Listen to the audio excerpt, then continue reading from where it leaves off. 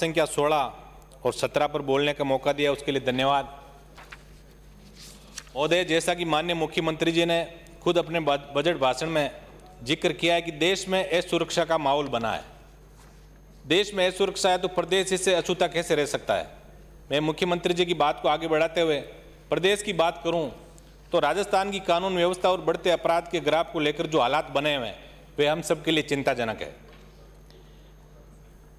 हत्या, बलात्कार, चोरी, नाबालिगों से दुष्कर्म और महिला उत्पीड़न, दलित अत्याचारों के मामलों में जिस तरह बढ़ोतरी हुई, उससे अपराध में जो राजस्थान देश में कभी 23वें पायदान में होता था, आज बिल्कुल सर्वोच्च स्थान की ओर धीरे धीरे आता हुआ दिख रहा है।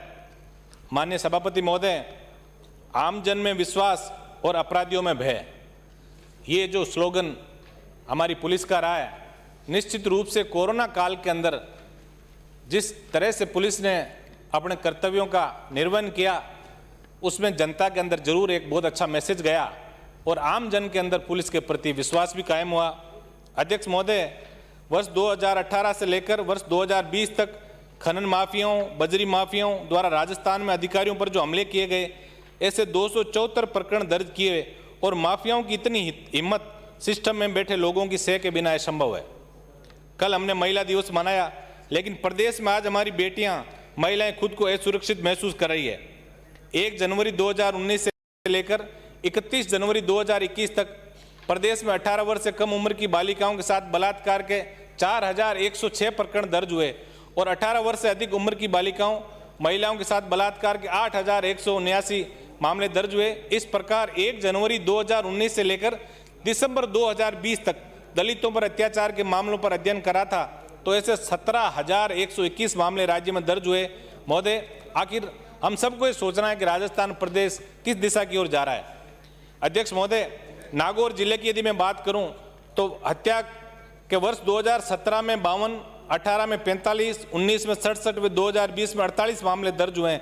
इसी प्रकार बलात्कार के वर्ष 2017 में 98, 18 में 132, 19 में 117, 70 व 2020 में 149 मामले दर्ज हुए हैं। साथ ही चोरी, नकबजनी सहित अन्य गंभीर अपराधों की बात करूं तो आंकड़े हम सब के लिए चिंताजनक है। माननीय सभापति महोदय, हमें पुलिस का जो नया एक्ट है उसको हमें ईमानदारी से यहाँ लागू करना पड़ेगा, क्योंकि अभी हम लोग 1965 का जो पुलिस एक्ट बना हुआ है उस पर ही हम कार्य हमारी पुलिस कर रही है। माननीय सभापति महोदय, बॉर्डर होमगार्ड के जवान आज आंदोलन कर रहे हैं पूरे प्रदेश के अंदर। पड़ोसी राज्य गुजरात में जो बटालियन का गठन हुआ वो राजस्थान से 32 वर्ष बाद हुआ और वो नियमित हो गई, पर राजस्थान का जो बॉर्डर होमगार्ड का जवान है वो अभी भी इस चिंता में है और अपने भविष्य को लेकर चिंतित है। तो मैं आपके माध्यम से सरकार से मांग करूंगा कि इनके जो 2664 जवान हैं इनके नियमितीकरण की बात भी सरकार करें। माननीय सभापति महोदय, ह्यूमन इंटेलिजेंस की बातें बार बार आती है। आज जिस कानून के मंदिर में हम लोग बैठे हैं उसकी सुरक्षा का बहुत बड़ा दायित्व तो भी ह्यूमन इंटेलिजेंस पे है, लेकिन ह्यूमन इंटेलिजेंस की चौकियां धीरे धीरे खत्म कर दी गई, उनके पदों में बहुत कटौती की गई। तो मैं आपके माध्यम से मांग करूंगा कि हमें निश्चित रूप से आईटी के अंदर बहुत हम आगे बढ़ें, लेकिन ह्यूमन इंटेलिजेंस को हम दरकिनार नहीं कर सकते। माननीय सभापति महोदय, एसओजी की बात यदि हम करते हैं तो संगठित अपराध को लेके और राजस्थान की विंग हमेशा जांच करती है, लेकिन रीट भर्ती परीक्षा का जो मामला है उसमें हमारी एसओजी पे कहीं ना कहीं बट्टा लगा है। मैं आपके माध्यम से मांग करूंगा कि ऐसी एसओजी जिसके अंदर सीबीआई के बाद सबसे, यदि हम राजस्थान की बात करें तो एसओजी पे हमेशा आम व्यक्ति का विश्वास रहा है, तो इस विश्वास को हम वापस कायम कैसे करें, इस बात पर हमें गहन चिंतन की जरूरत है।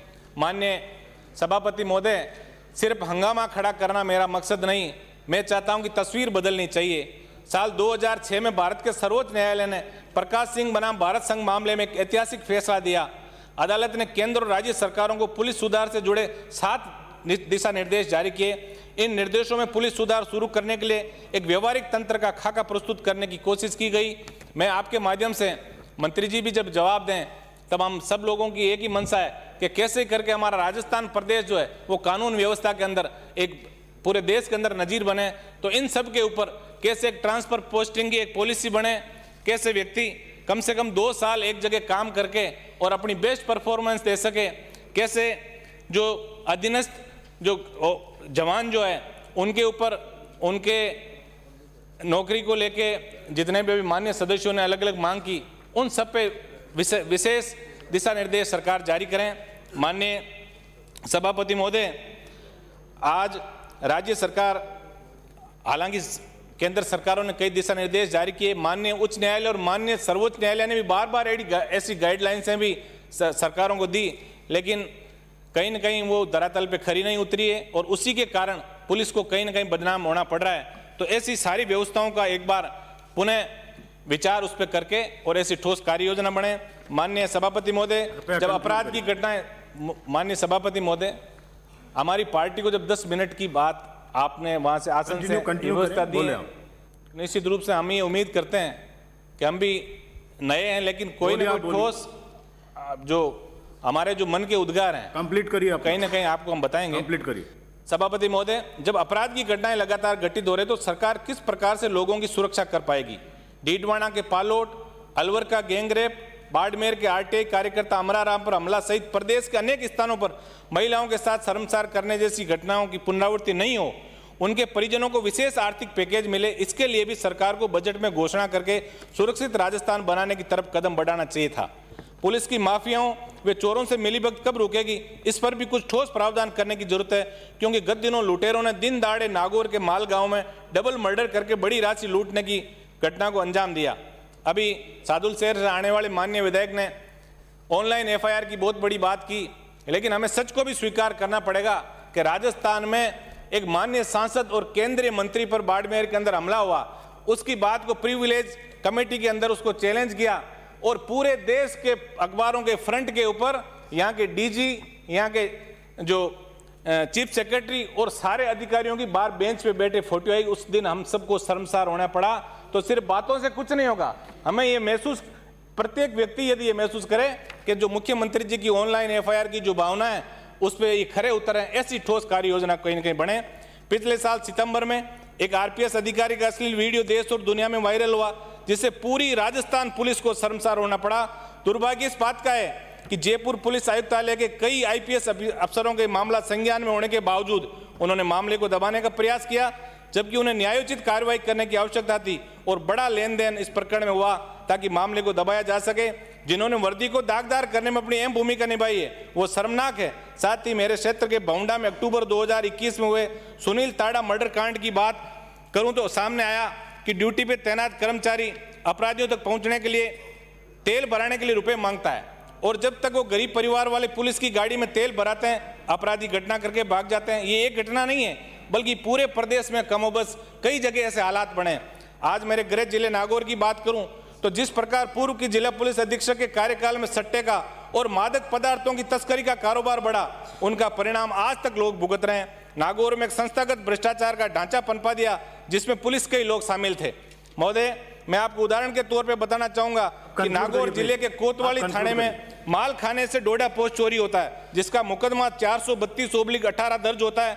वहां उस समय जो थानाधिकारी थे उनकी भूमिका निश्चित रूप से उसमें शामिल थी, उसके बावजूद आज तक कोई कार्रवाई उसमें नहीं हुई और उन अधिकारी को डीवाईएसपी के पद पर लगा दिया और वही पुलिस विभाग के एक सब इंस्पेक्टर ने उन डीवाईएसपी पर बजरी माफियाओं से सांठगांठ करने का दबाव बनाने का आरोप लगाया।